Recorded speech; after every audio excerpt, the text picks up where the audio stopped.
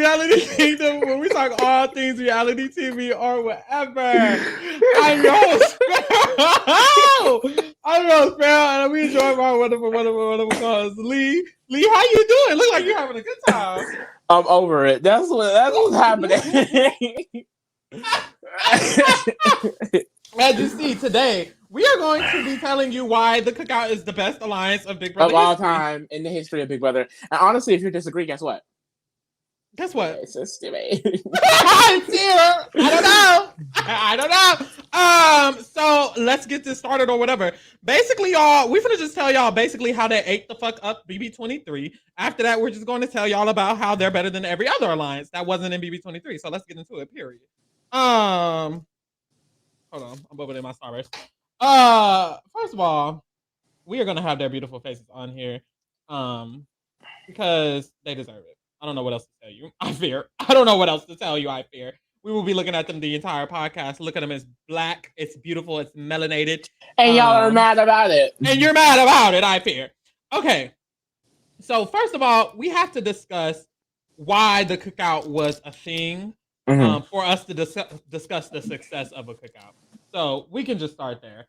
Lee, you want to take us off? So as we all know, racism has been a thing forever. And with all things being a consistent, it tends to bleed into every other thing of life. And that happens to also be reality TV. So essentially, of course, the idea was, of course, they're going to have more Caucasian people on television. I mean, anyone who's a big fan of reality TV, such as myself, we all know any reality show is going to have one or two black people and everyone else is white. Point blank, period. You might get an Asian here or there. Almost never get a Hispanic representation. If you do, whitewashed down. They don't really, the girls don't love branching out as much as they should. And obviously, with a 50% rule coming into play, at least for CBS, it really opened the door for a lot of change that was necessary. Because I just want to say, the Cookout was 100% necessary. It definitely needed to happen. However, whether it was a planned thing or not, I think the representation was going to happen regardless, because the game, I think, has changed in general, and the Cookout is really just the frontier for that. But essentially, the reason for the Cookout was because in Big Brother, the 22 seasons plus a spinoff and 2 celebrity seasons. We've only had one black winner, but that was in a sped up 2-week version. In canon Big Brother, we've never had a black winner. I mean, a black man rarely makes it to jury. They usually get pre-jury. A black woman usually gets cut right at jury. Several times in history, there's literally a trend from BB14 up where they all get around the same placement, 11, 12, 13. It's just terrible down. So these 6 people felt like, we have this opportunity.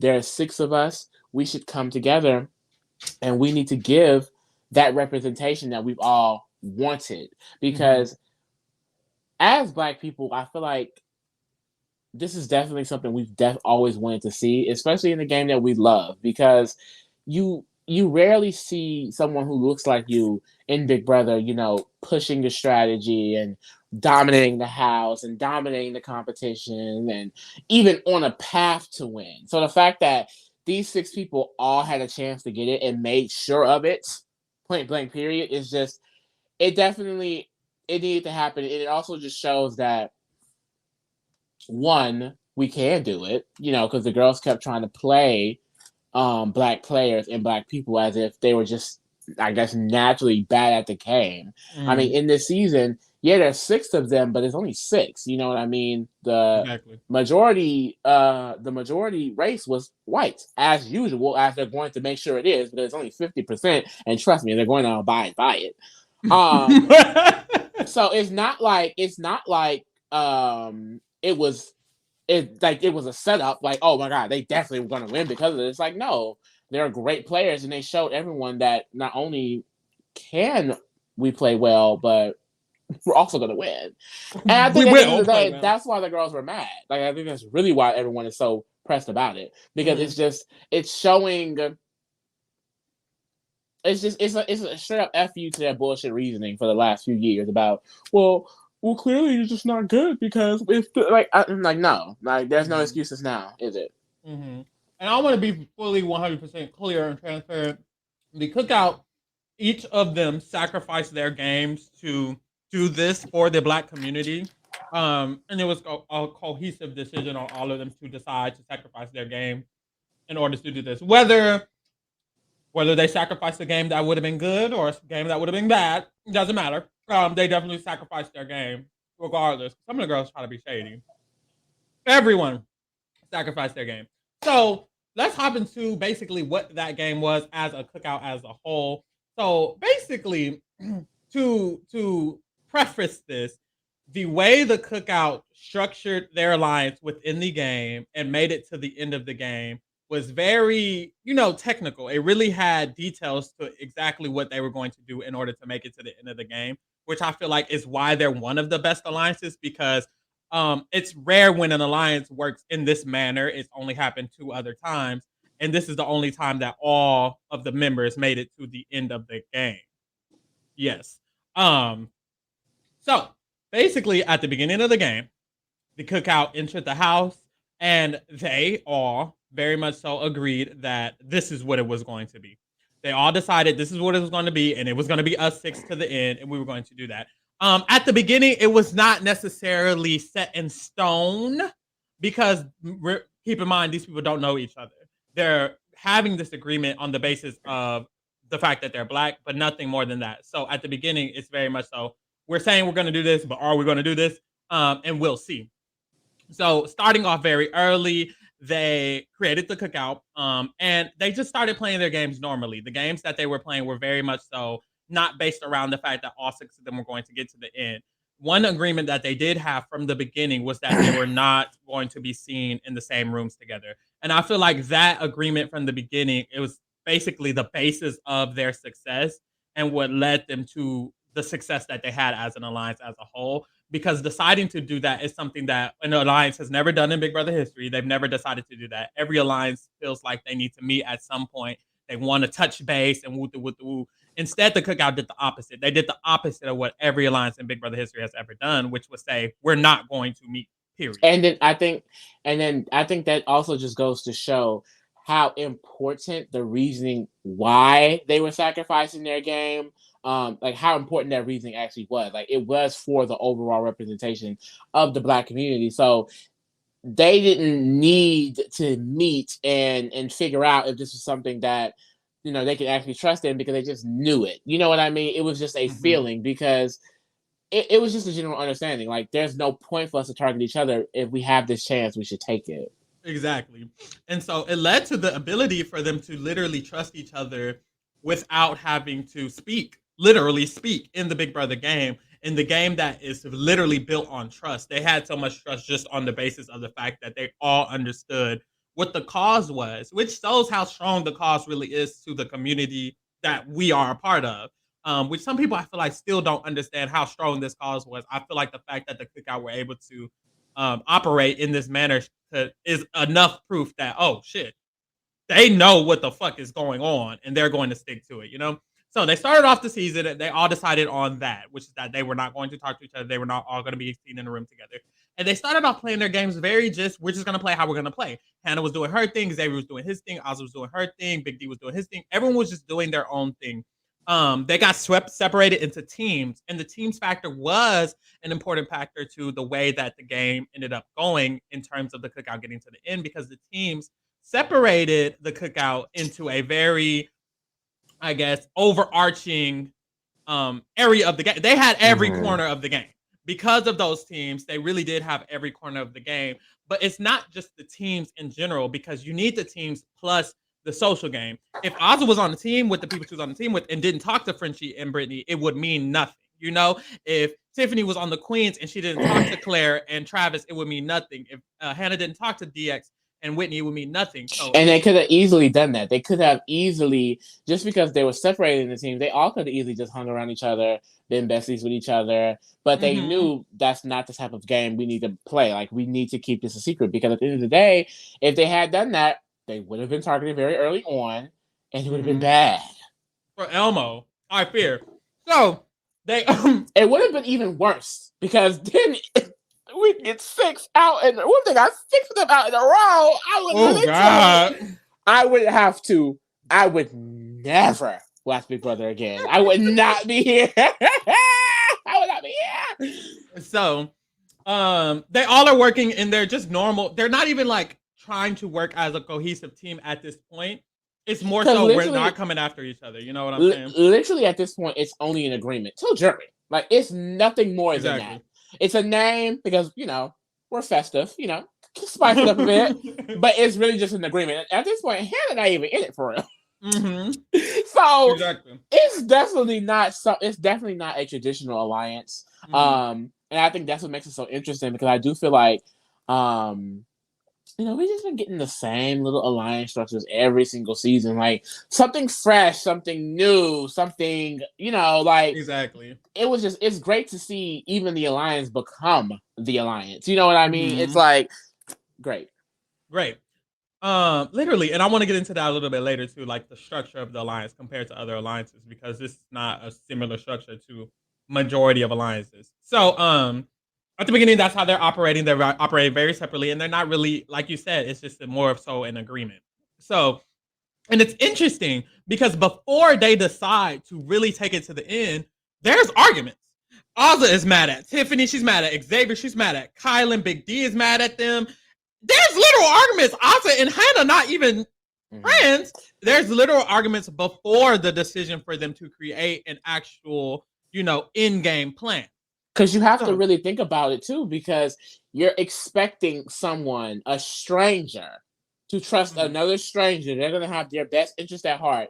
When I don't speak to them, we don't sleep in the same room, they don't talk any game with me, but we in a 6-person alliance that's supposed to get me. Like, no.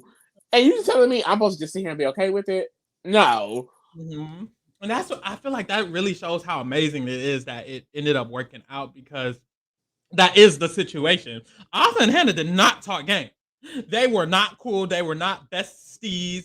Like, these people did not talk game. Tiffany couldn't even talk game to Ozza because it was frustrating for her. Like, these people were not friends. These people were not allies in the game at all.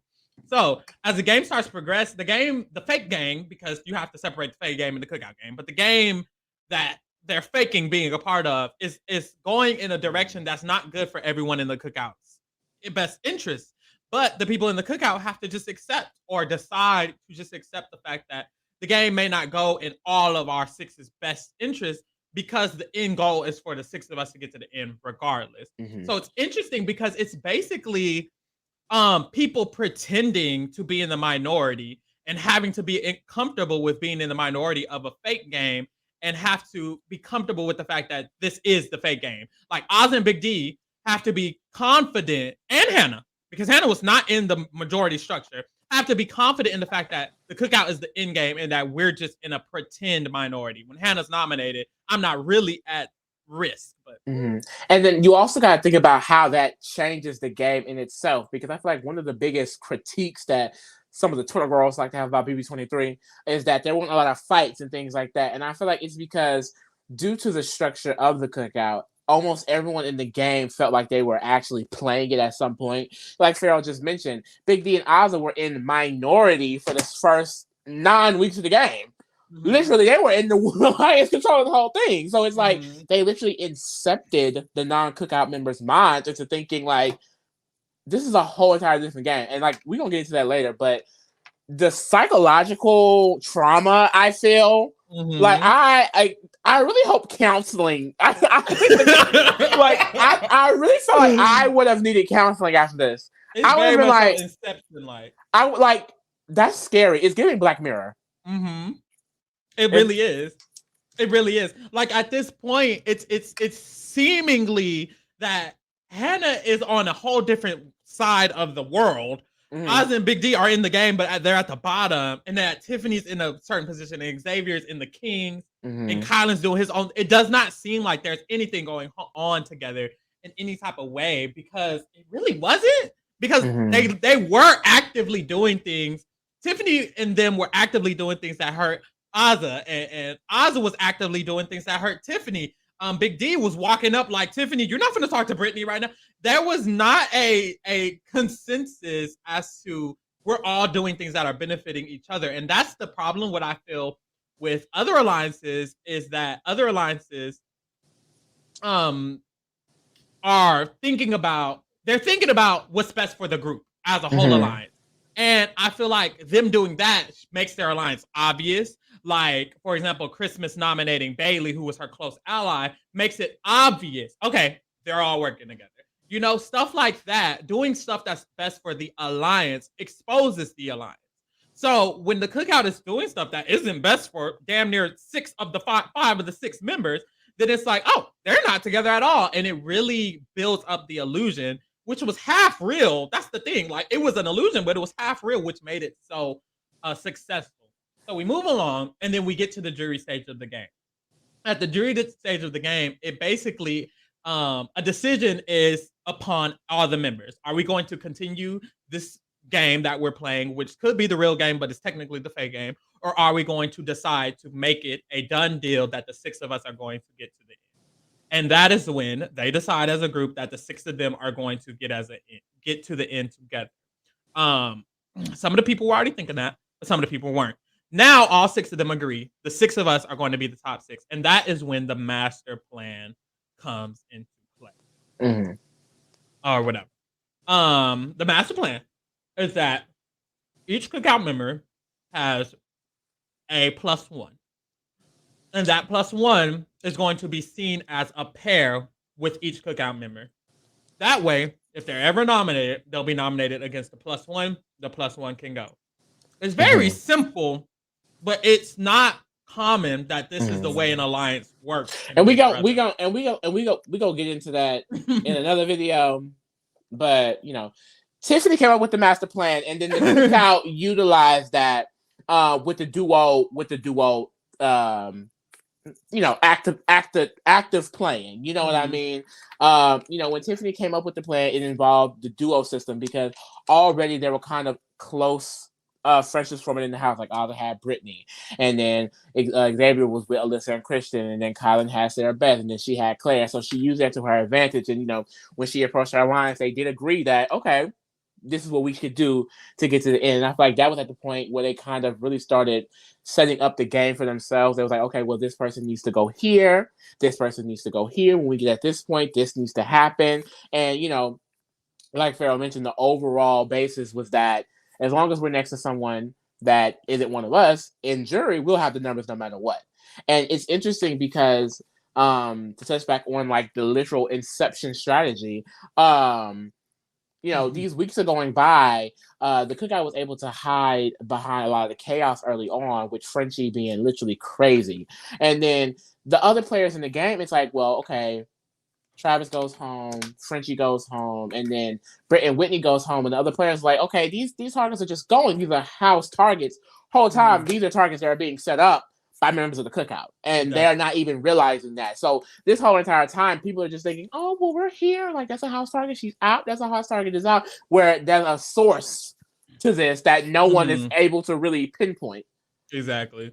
And that's the thing, like, going into the jury stage of the game when there was 5 non-Cookout members, 6 Cookout members, it really, from then on, it really was like a cakewalk, because it's like, they had so much rapport with these non-Cookout members that the non-Cookout members were ready to do whatever. And that's the thing, not just the better Cookout players, whatever you want to say. Every single Cookout player, their non-member, was ready to do what the fuck ever for their +1. They were standing 10 toes, like 11 toes down. And like that just showed, excuse me, how impressive that is as first of all as a strategy, but how well they executed it. Because even people who've used the same strategy, it was not to the level of this. Like there was no way Sarah Beth could conceptualize the fact that Big D and Ozzy were somehow working with Tiffany and Hannah and like they were not able to understand literally anything was happening, and that it became really interesting because in the jury phase when they really got into it, a few of the non-Cookout members like DX and Claire, they would have conversations because stuff just stopped making sense.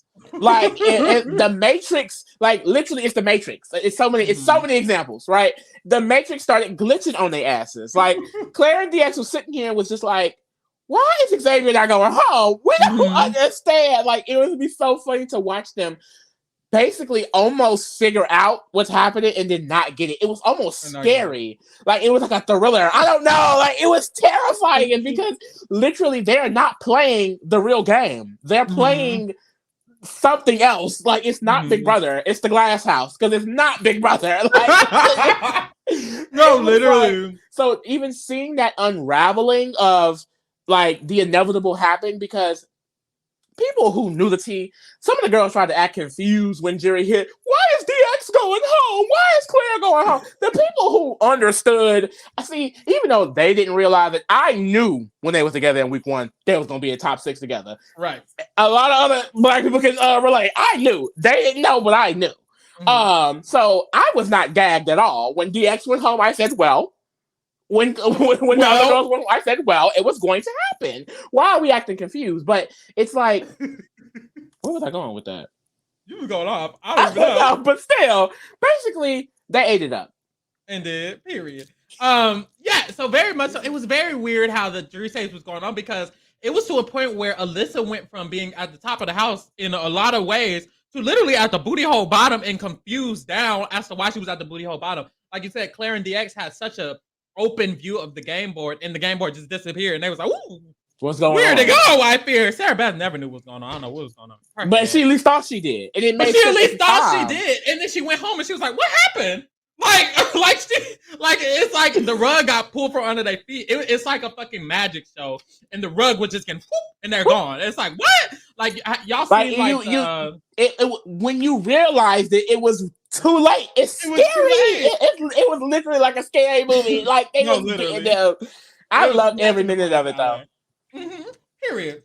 So because not only is it impressive, like it's like okay, when you look at a 16-player cast, of course they can hide to a 16-player cast. It's 11 people in the house. They're still not meeting. They're still not talking. They're keeping the illusion up the entire time up until there was 6 of them left. That's the first time they all were in a room. No, it was 7 of them left. Alyssa was still in the house. And that was the first time they all went to a room together. The bathroom, literally, Xavier was asleep down. He was like, "What y'all waking me up for?" They all went to the bathroom. Xavier was like, "I didn't even have to. Why am I here? Who cares? We're all together. We're good." And it's weird. It's just so weird. Like, how did they even communicate? Because it's really just important to note, and I feel like one of the main reasons why the Cookout wasn't discovered is because I feel like this is what I've noticed in my personal life is that as a Black person, when I go into a room, I immediately count the other Black people in the room. It's like a natural instinct that I think a lot of other Black people do. We notice when there's another Black person because we're usually the minority in the situation. So, you know, in this situation, that's kind of what happened. But this time, there were a lot of them. Usually it's just only 1 or 2. And I feel like other races, specifically probably Caucasian people, because they're usually surrounded by other Caucasian people, they don't go into situations like, well, there's 5 other people who look like me because almost everyone always looks like them. So they weren't able to even sit and realize that they're doing that because to them, that was never a thing. They never went into a room and was like, oh, there's another white lady because there's white women everywhere. Exactly. Like, so I just think that's an important thing to note because basically it was impossible to get figured out because they wouldn't be able to realize that concept. And then 2, the loyalty factor was way bigger than the game. So It's like, I think that's kind of how, in my opinion, they're the best alliance because they almost had to be the perfect alliance. The goal was for the 6 of them to get there. Their goal was to get the whole to the end, and that's what happened. So it's like, of course they're the best alliance because usually at some point in the other alliances, people want to do what they want to do, and that causes a lot of tension. It's like this happened here, but the goal of the 6 of them was way bigger than any of the things they were arguing about. Mm-hmm. Exactly. And that leads kind of into, I guess, more topics. And when we're comparing them to other alliances, it really just shows the difference. I think to preface this, preface, whatever. Preface, yeah. I think as a Big Brother 23, there's two major important alliance structures. I think it's the Cookout slash Brigade structure, the Parachute alliance structure, and then I think it's the Derek structure, the Onion alliance structure. And I do think it's interesting to kind of compare the two because if you have watched Big Brother, the more successful, I guess, alliance structure is the Parachute alliance. We've seen the Brigade, we've seen the Pretty Boys, and we've seen the Cookout do that alliance. And they all have succeeded. And they've all gotten every member to the end except maybe one.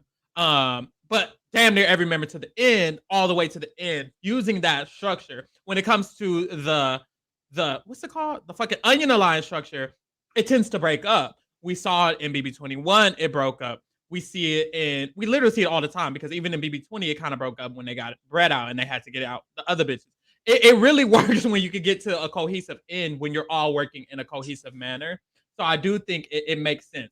But when we go through the alliances and we want to compare the Cookout, I feel like it's important to talk about like the main girls of alliances that have ever been created in Big Brother history. The old and Big Brother alliances kind of consisted of this open, everybody knows we're working together type of situation. And it's interesting because even though like the meta of Big Brother says that open alliances went away and now they're secret, that's still not necessarily true because even Derek's alliance wasn't secret. It's not like Donnie, Nicole, and who else wasn't in it? The three people who weren't in it didn't know about it. They knew that they were all working together. They just couldn't do it. But you know what's kind of interesting too. I'm gonna let you finish, but you just made me think of something while you were speaking. It's almost as if the Cookout, which is the Brigade structure, was hiding behind a Derek structure because everyone knew the Royal Flush was a thing. Everyone knew about the Royal Flush. Like they were not hiding that the Kings and Queens was working together. Mm-hmm. Exactly. So I can see how that's kind of like I don't know. That's just a similarity that I noticed. I feel it's true. It's like the structure of BB23 that would have happened without a Cookout would have been a Derek structure, which is kind of the new age structure of Big Brother, because the Derek structure allows one person to dominate and win.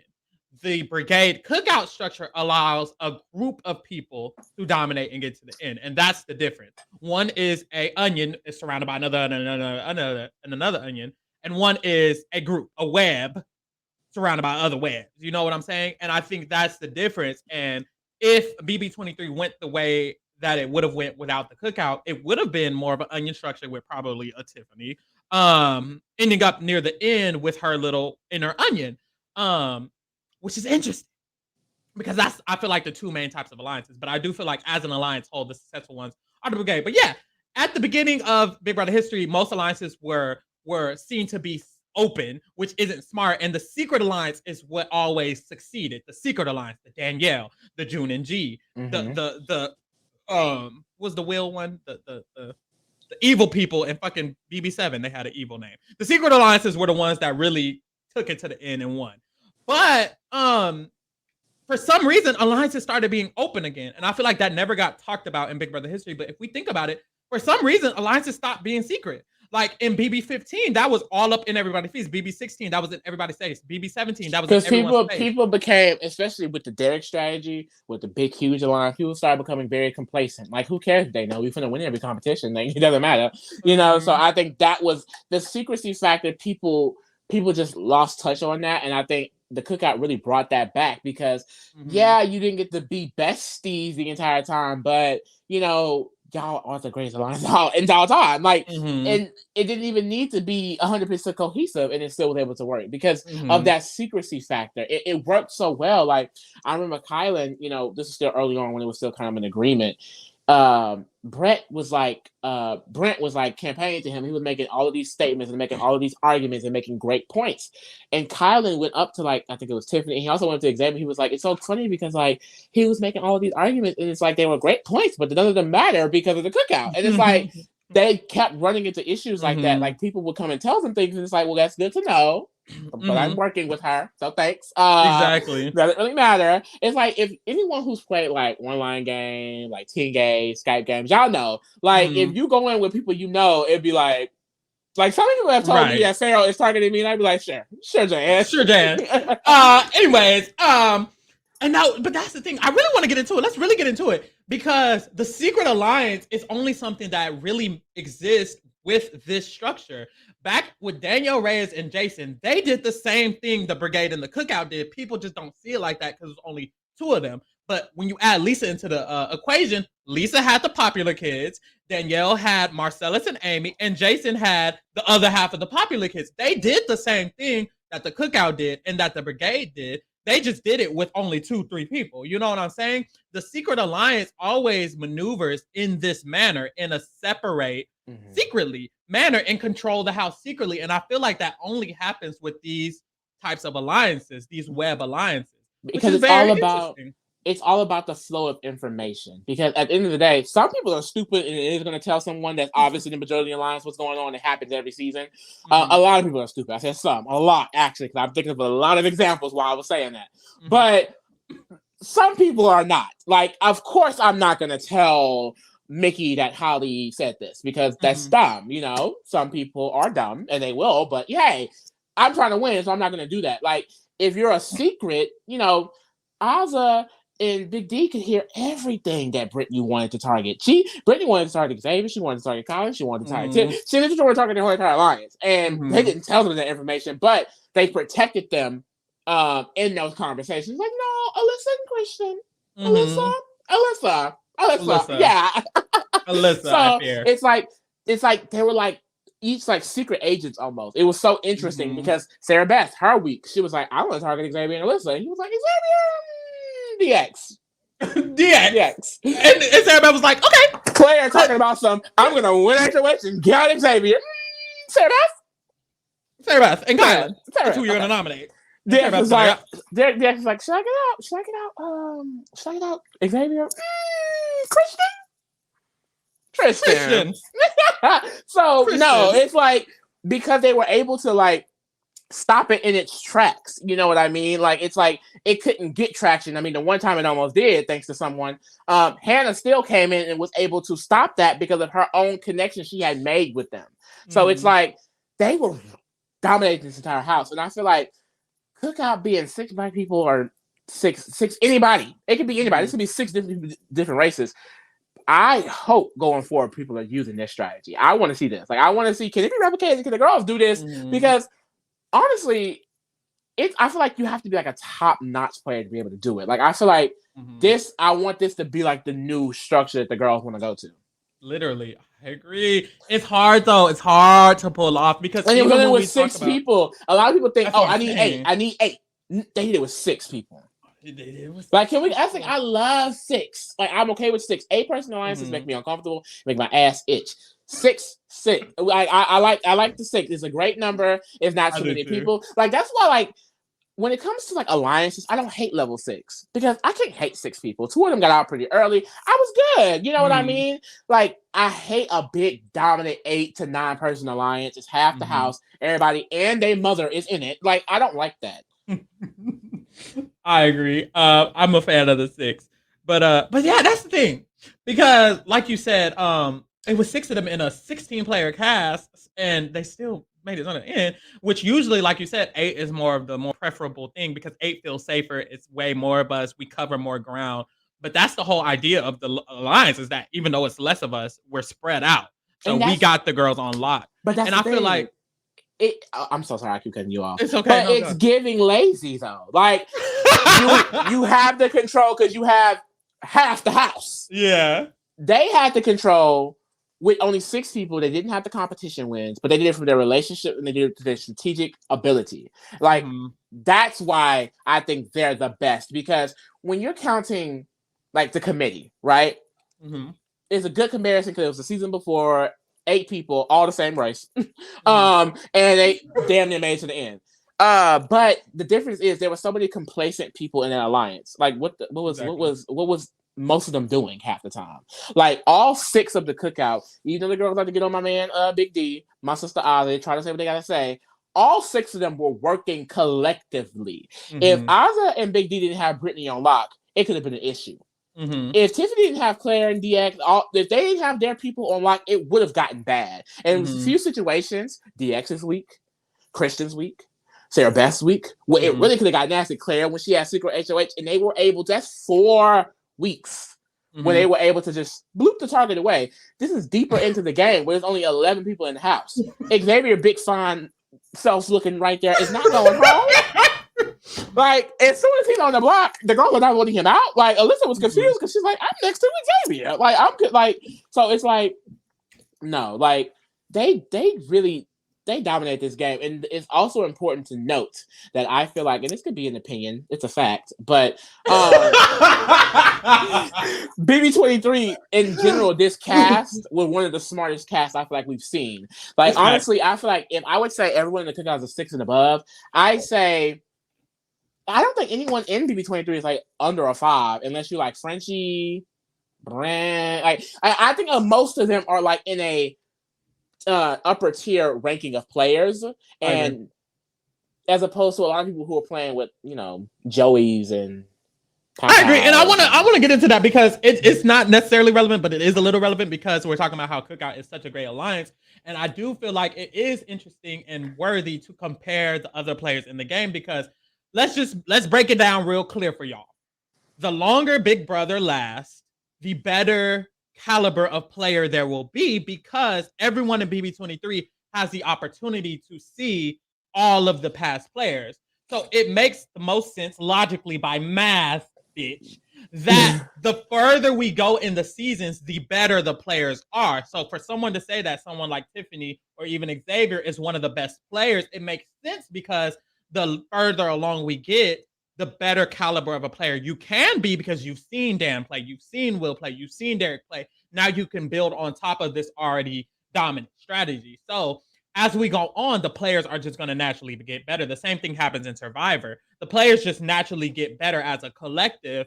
And I do feel like, and diversity also increases that. Yeah. And I do feel like that in Big Brother 23, whether you like the people or you don't, I feel like it's very clear that the caliber of gameplay as a whole, even outside of the Cookout, was very much so above the past, every other season in the past, damn near. Unless you get to the very older seasons where they had good actual casting. No shade. Yeah. So honestly, the caliber of player was just better. And I feel like that, on top of the fact that the Cookout was played in the way that they did, really shows how good of a player, how good of a alliance they were, because they weren't playing against fucking Joey, no shade, and Devin, no shade, and Jocasta, no shade. They're playing against Alyssa, who had a whole alliance structure. Alyssa was in 2 big ass alliances. She had a whole showmance. She had a final 4 with she Hannah. Could win competitions. Her and Christian could win. It's not like they're going against the weakest player in the world. They're going against strong, very capable players, players who can have strategic minds. Because even while they were basically being shoved out of the door, they were fighting to the bitter end. Christian campaigned his ass off. Claire, DX. I mean, some of the best campaigning I've seen in years. Mm-hmm. People get nominated, they just like, well, these people were talking to these people to the very end. Claire wanted to start fights with people. Like, they wanted to. They wanted to stay, like, and I'm so happy. Like, I think that's kind of has to do with the change in casting and the new era of people. I just think moving forward, like, I think Big Brother is just going to just keep improving, and I think the Cookout helps that as well because it's a very strong statement. It really is, and I feel like it is going to benefit Black players moving forward. I think a lot of people feel like it's going to be a negative, but I do think it's a big benefit because. You have other Black players to look to now in a way, and like before we never even really had that. Like, exactly. So, and I don't think realistically, like, there's no way because of the Cookout did what they did that if they cast 6 Black people again, like, they're not going to get all 6 of them out. And if they do, we will riot. Period. And it's just that on that. Fucking period. Y'all. The Cookout are them girls. I don't know what else you can say. We very much so broke it down for you. Ask the hashtag why they're them girls. Lee, if there's anything else you want to say on this topic, please say an hour for help hold your peace. Yeah, like point blank period, the Cookout is the greatest alliance of all time. 6 black people made the top 6, the best to ever do it. I know you bitches are mad. Yeah, you white racist bitches. Ooh. These years saying that black players aren't good at the game. Oh my god, you gotta not. I know y'all are mad. I'm not watching. Well, don't watch. We don't want you to watch anymore because guess what? It's not Big Brother anymore. It's Black Brother. Stay Amen. mad. Stay mad.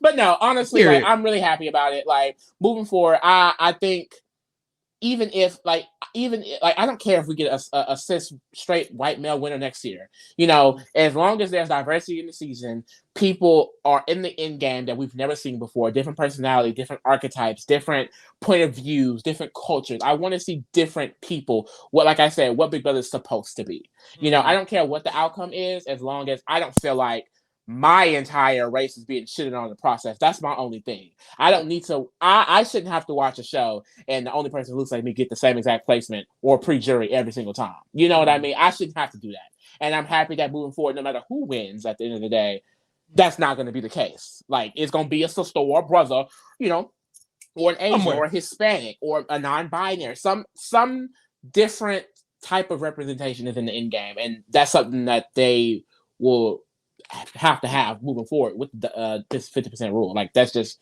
it's gonna happen regardless. Period. Period. You ate that up. The fuck? Yes, y'all. This was just a cute little quick little video. If you are interested in other videos like this, go watch our other off-season podcasts. We talk about shit that y'all want to hear about. If y'all want to hear something specific, go ahead and comment. We may or may not do it. Good luck. Like this video and go watch our BB 24 coming up, y'all. So it may be after her. Maybe I have to be after her. But we definitely will be talking about Big Brother 24. So go ahead and watch that coverage as we cover Big Brother 24. Watch our other shows. We cover Survivor, X on the Beach, Love Island, etc., etc., etc. The Challenge USA is coming up. Let's watch that. Coming her. Very much so. Check us out or whatever. Period. Bye.